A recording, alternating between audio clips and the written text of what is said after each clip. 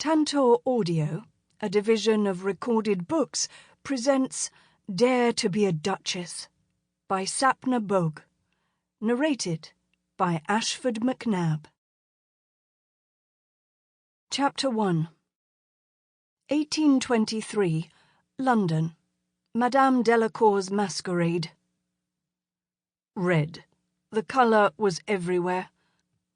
Lara Ramsay fidgeted where she stood, just inside the entrance of the great hall, surveying the scene inside one of London's most scandalous ballrooms. Each place her eyes touched in the enormous room, she saw it. Heavy, red brocade silk curtains, red table covers, red upholstery, red silks covering the walls. Even the candles were red. "So, this is what true sin looks like," she murmured. Skimpily dressed Cleopatras, nymphs, mermaids, and a variety of Greek goddesses dotted the hall alongside pirates, Roman gods, and knights from yonder years. It would have been fascinating to observe had it not been for the complete lack of propriety. Her gaze landed on a pirate and peasant girl kissing. On the mouth. In the middle of the dance floor. And then they retired into an alcove beyond them, leaving the curtain wide open for anyone to peek in. Lara smothered a gasp as the man lowered the woman's bodice and put his lips to her... Her friend Anne made a soft sound of distress. "Did you see that? The excuse of this masquerade has caused everyone to leave all inhibitions behind." Leaving inhibitions behind was definitely not something Anne was accustomed to. Blonde and blue-eyed, Anne was the perfect English beauty, and not just in appearance. Her inbred grace and poise showed her station in life. She was the daughter of a duke, the sister of a duke, and her regal bearing declared it so. That same regal bearing was sure to draw unwanted attention to them if they weren't careful. Lara touched her glittering black mask, making certain that it correctly covered her face. She absolutely did not wish to be recognized under any circumstance. "I hate to admit it, but we were rightly warned from coming here." This was not the place for gently bred women like them. Although she and Anne had attended several racy soirees in the last few days, none of them had been as debauched as this. Here, the women were mingling and dancing freely with the men, most of them already deep in their cups, further adding to the gaiety of the place. It didn't help that she and Anne hadn't dressed to blend in.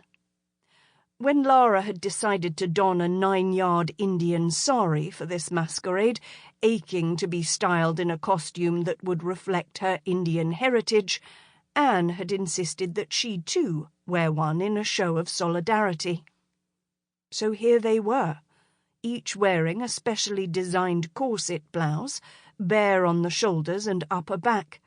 The corsets were paired with a thin petticoat over which 9 yards of silk was wrapped, pleated at the waist, and then draped across their upper bodies to one shoulder. The fabric cascaded to the floor like a waterfall, leaving a trail on the floor. While Lara wore a shimmering black sari with a glittering black mask, Anne had chosen a white ensemble. The idea had seemed fascinating at the time, and Lara loved that her friend had joined in her fun. But right now, they stood out like a beacon in this scandalous party. Added to the fact that they had no male company, they were definitely beginning to draw appreciative male gazes. Sure enough, a drunk Hercules was circling round them, edging closer. "We can't stay here any longer, Anne. We must leave before we get into any trouble. All those alcoves around the perimeter. People are making use of them to indulge in... She gestured discreetly around the room. Besides, we are attracting far too much notice, standing alone by ourselves." The drunk Hercules tried to seek her attention, but Lara gave him a frosty look. Anne bit her lip, scanning the room as if she were looking for somebody. Understanding washed through Lara. "He'll be here, won't he? That's why you were so desperate to attend." Anne gave a shy nod. She was head over heels in love with Richard Leighton, the new Earl of Radmore, a social recluse in the eyes of London, who they had met on one of their first nights out of the Ton's usual social circle. After Radmore had rescued Anne from an ill-placed wager that she had made with another gentleman, she was convinced he was the man for her. She and Lara had whispered and giggled together for hours after that night, imagining what a future with Radmore might hold for Anne. Their cheeks had positively hurt from all the grinning. Since Radmore never socialised within the Ton, Anne had kept up with him at various events outside the usual boundaries. Yet, in spite of it all, the man had yet to make his interest in her evident. Lara squeezed Anne's hand. "Are you sure he's interested?" she asked in a careful tone. "I'm certain." She studied her friend, felt the hope in Anne's blue eyes. "All right," she relented, "but we can't stay here much longer." Anne gave her a pleading look. "I must wait for him, however long it takes." Lara risked a quick look around the room. "It's not safe to linger. This place is worse than what Cammy described to us." Camille Chesterfield was the third member of their trio.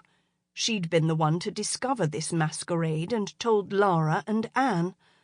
The plan had been for the three of them to attend together, but Cammy had taken ill.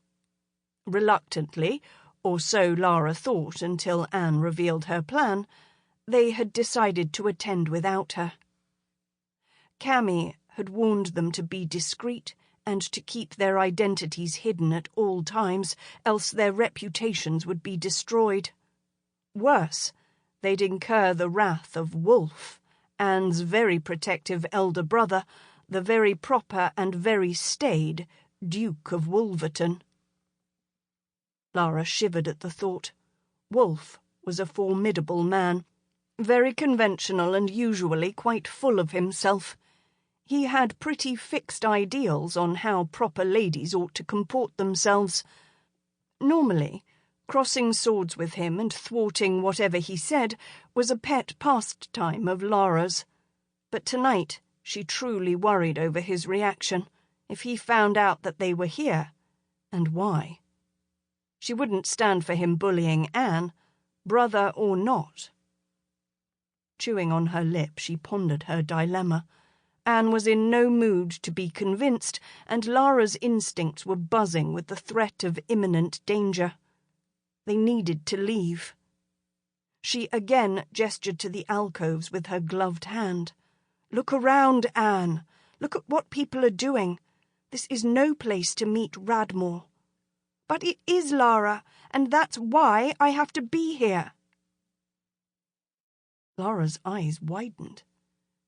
Anne wanted to remain here because of what the couples were doing in the alcove? Did Anne indulge like that with Radmore? She itched to ask her dearest friend this question, but not yet. Right now, they needed to leave. "Anne," she implored as more men circled them, "I don't have a good feeling about this at all. Please, let us just go." Anne scanned the crowd again. "I cannot. I sent a missive to Radmore that I'm attending this event tonight. Although he didn't respond, I'm certain that if he feels even the slightest bit of the attraction I feel for him, he'll be here. For nothing else but to protect me from the happenings at this corrupt ball." So this was a test of his affection. "But what if he doesn't come?" Her friend shot her a dark look. He will." Lara sighed. What if Wolfe finds out? Anne waved her hand in the air. "My brother doesn't know we attended all those other soirees which we were never to set foot in. Why do you think he'll find out about this one?"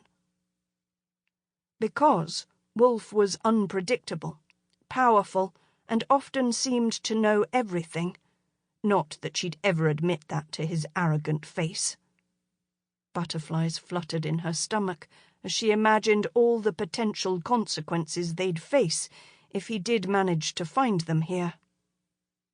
She straightened her spine, annoyed with herself. Why did she always get perturbed thinking of him? He would be angry, yes, but he and Lara had sparred since the day she'd arrived in London as a child. She, of anyone, could handle the Duke of Wolverton. She lifted her chin. Ill-advised or not, she would not let Wolfe take this away from Anne. Or herself. Radmore aside, attending events like these was Lara's own little rebellion against the snobs of the ton who had made her life a living hell all these years. "Filthy half-breed, Indian savage blood. You don't belong among us. You will never be a part of us. Look at her skin, so brown. An Indian girl sitting amongst us. What has the world come to?" These were just some of the barbs she'd lived with since her parents' deaths and Uncle Robert had taken her in as his ward. Uncle Robert was Wolfe's and Anne's late father's younger brother. The Wolverton name should have afforded her a sense of security, but despite growing up with Anne, Lara was treated with sharp jibes and a whole lot of scorn because she'd been born in India, the child of an English colonel and an Indian woman. If only the people in the town knew which family her father had belonged to. But no, Lara refused to acknowledge that part of her lineage. Not now, not ever. And thus she continued to suffer their cruel words and taunts. Her temper flared, thinking about the mockery and rejection she had faced from the same people over and over again, all because she was different. She inhaled and exhaled to steady her frazzled nerves.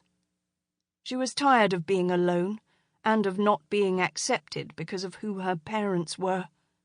Yes, she had Anne and Camille, who would do anything for her, but the reality was they both would find the right match, marry someone from the ton, and settle down soon. Although Uncle Robert believed that Lara too would find someone special who would accept her as she was, so far there was not one man in the ton who appealed to her and who didn't look at her like she was an outcast.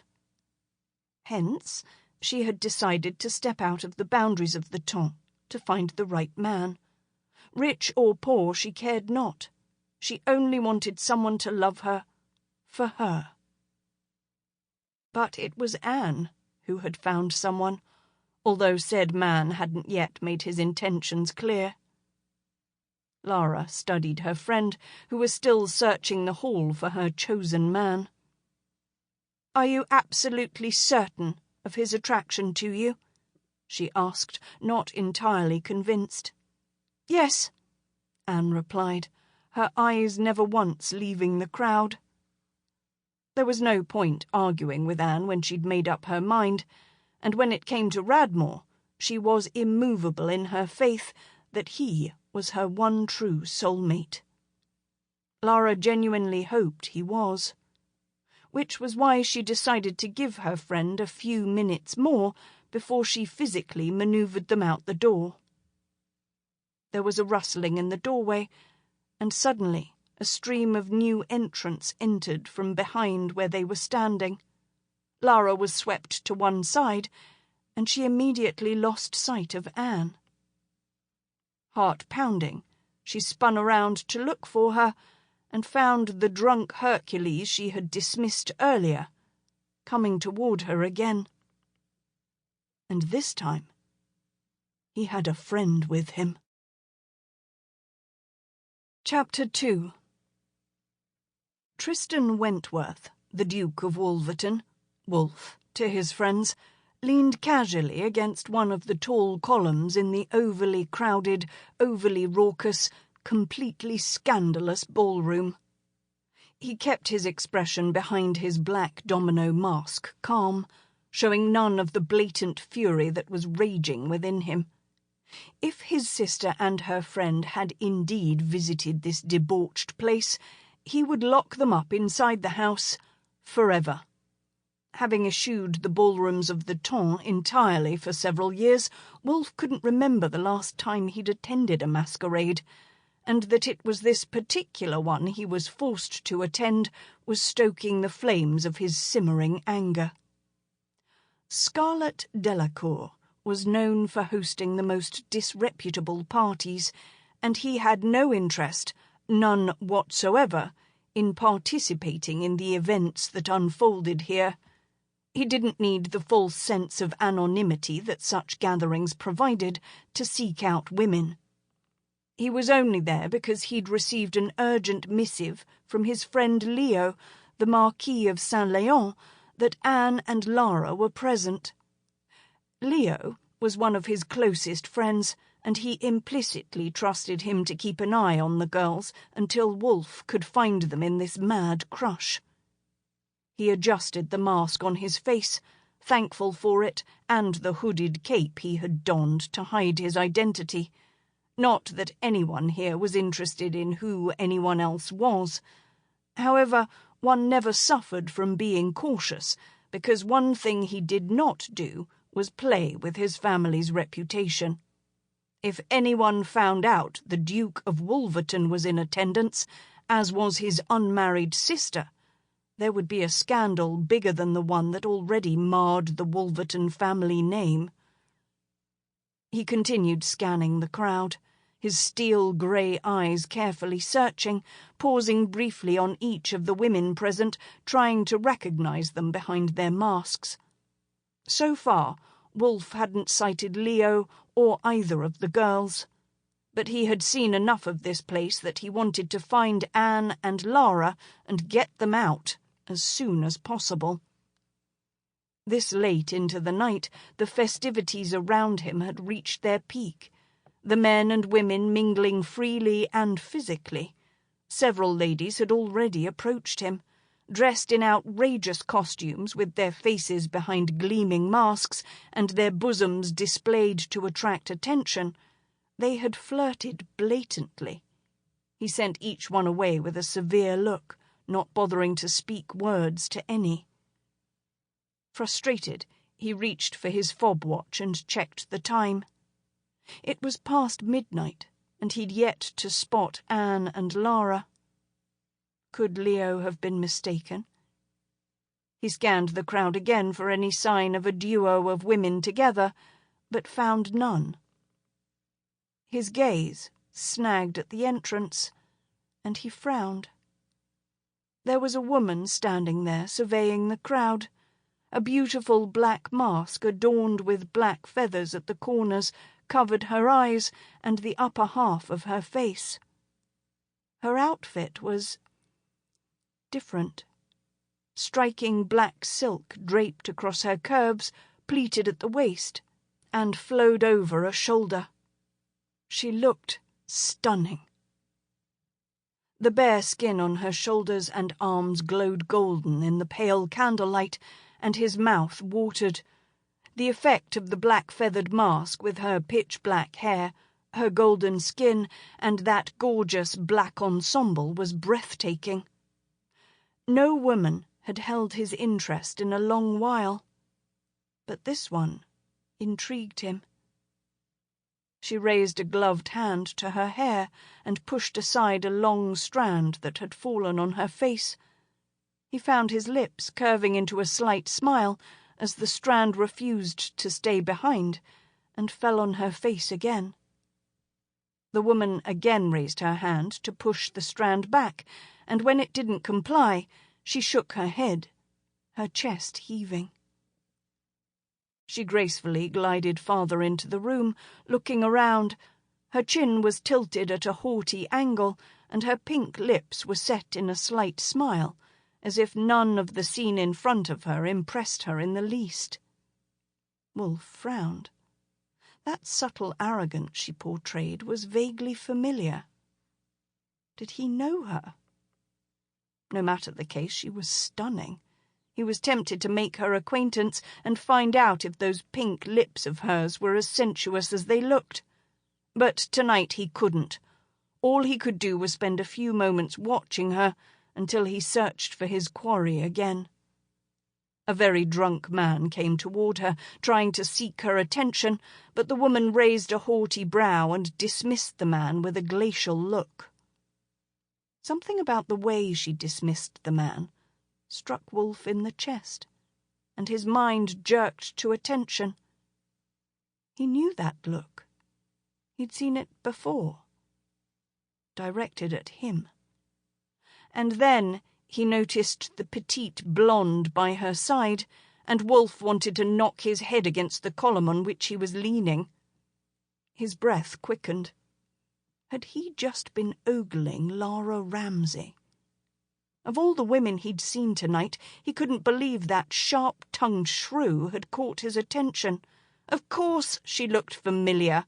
Those aqua-blue eyes had levelled that particular glacial look on him several times in the past. How had he not recognised her immediately? He cursed himself, refusing to dwell on the knowledge that he'd almost succumbed to a highly inappropriate moment of attraction. It was time to get the two girls out and give them both a piece of his mind. Just as he started toward them, a swarm of people pushed past the girls, and he lost sight of them for a moment. He spotted a frazzled-looking Lara standing on one side of the commotion.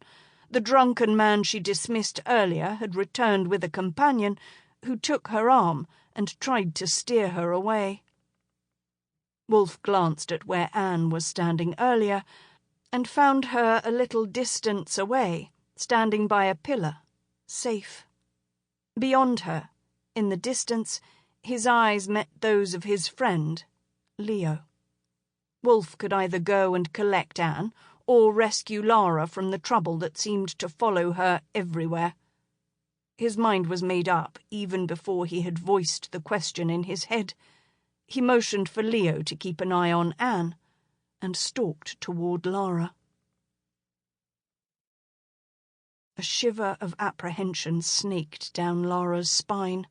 The drunken Hercules had brought a blonde pirate along with him. "So, you're the one giving my friend a hard time," the pirate remarked, lifting his one-eye mask above his head carelessly, giving her a clear look at his face. Lara recognised him in a flash. He was the very rich, very debauched, and extremely lecherous Earl of Paxton. After his father's demise, he had gone on a long tour of the continent.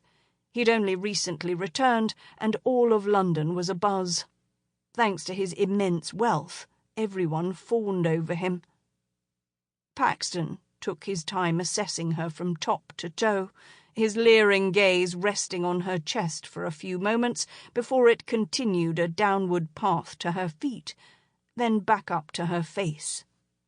He licked his lips and gave her a smile, making her skin crawl. She took a step back, but he followed her. His eyes on her, Paxton said, "She's a beauty indeed. And that delicious outfit. This one's mine." Grinning, the Hercules disappeared. The Earl of Paxton had a reputation of being a scoundrel of the first order. He was handsome, if one liked the angular features he had, but nothing could hide the cold cruelty in his blue eyes. He was the worst sort of cad. Everyone knew he had no morals where women were concerned, and in spite of his continuous bad behaviour, he was still very welcome in all the London drawing-rooms, because he was rich. Lara couldn't let him recognise her, As it was, she had a tenuous place in society, and that would be destroyed if one word of her jaunt in this ballroom reached his mother, the Countess of Paxton, or his horrid sister Amelia. She shot him a nasty glare and spun around, intending to walk away from him as fast as she could. But he caught her arm and whirled her back to face him. "Let me go," Lara demanded, in as a serious tone as she could muster, even though her insides were quaking in terror. "Don't play games with me, darling," Paxton sneered, tightening his hold on her. "Everyone knows why beauties like you attend such balls, and I'm more than willing to oblige." Goosebumps erupted on her arms, but she wouldn't show him any fear. "I want nothing to do with you."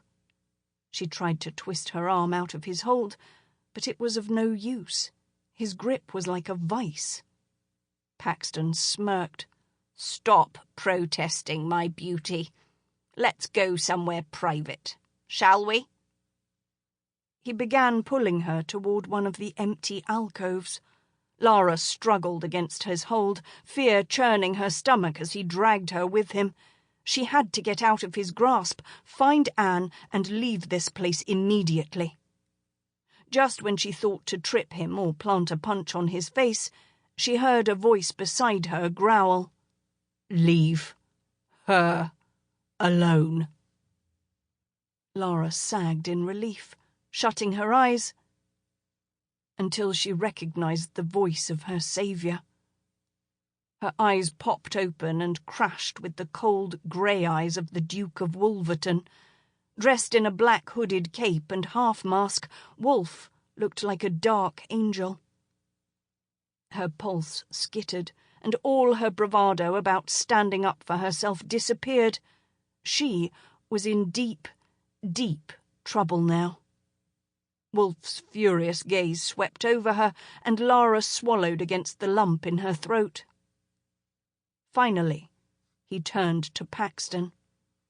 "I said, leave her alone," Wolfe repeated in a menacing voice that sent shivers down Lara's spine. He lifted the hood off his head and glowered at Paxton. Without the hood, there was no mistaking him. Even masked, there was only one man in the whole of England who stood this tall and imposing, with a grey gaze and that sunburned hair. "Ah, surprise, surprise! The Duke of Wolverton at such an event!" Paxton chortled. "So you're not as righteous as you portray to the rest of the world." Lara shifted, trying to ease out of Paxton's grip, but he held tight. "I never claimed righteousness in any form ever," Wolfe asserted, folding his arms across his chest. "So, for the last time, leave the lady alone." Paxton looked from her to Wolfe, and then back at her. "Who are you?" Paxton queried, staring at her with a frown. His hold tightened on her arm, and his other hand came to her face. Lara grabbed Paxton's hand before he could pull off her mask. There was no way she'd allow him to reveal her identity. When Paxton sneered and pushed closer, Wolfe caught his arm in a grip that had the Earl grimacing. "If you even try unmasking her, I will plant my fist in your face." Paxton met Wolfe's eyes and hesitated, as if judging Wolfe's intentions. Then he smirked and released her. Lara seized the opportunity to escape to Wolfe's side. Only once she was safely away did Wolfe let go of his arm. "Interesting encounter, Your Grace," Paxton drawled. Lara noted the calculating look in his gaze as it rested on Wolfe. "The night is still young." He tilted his head toward Lara. "Perhaps we'll meet again." He bowed to her and left. Wolfe dropped his hood back over his head. "Come on, let's go." "But Anne," she fumbled. Wolfe stared at her, his grey eyes dark in their fury. "Leo is watching her. She's safe." Leo is here?" He grunted. "Thanks to him. I arrived in time to interfere with Paxton's advances." Sample complete. Ready to continue?